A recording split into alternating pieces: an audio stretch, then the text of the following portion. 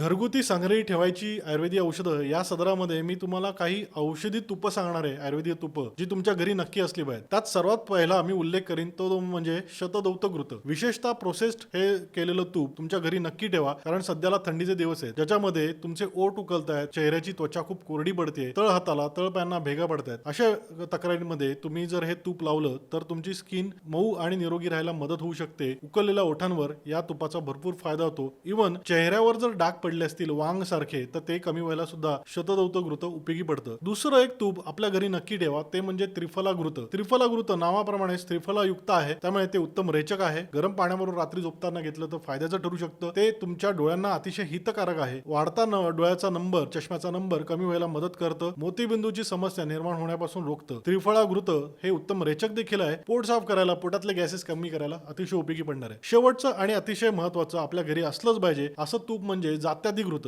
जात्यादी घृत हे तुमच्या जर कुठे बारीक खरचटलं असेल, जखमा झाल्या असतील तर त्या जखमा भरून यायला उपयोगी पडतं. हातापायांना भेगा पडल्या असतील तर जे भेगा ताबडतोब भरून यायला मदत करतं. इव्हन स्वयंपाकघरात स्वयंपाक करत असताना महिलांना छोटं मोठं भाजत असतं, कुठेतरी कापत असतं, तर त्या तक्रारींना सुद्धा जात्यादी घृत लावलं तर ते उत्तम अँटीसेप्टिक आणि वुंड हिलिंग करणारं असं तूप ठरतं. तुम्ही हे नक्की तुमच्या घरी ठेवा आणि वापरून पहा.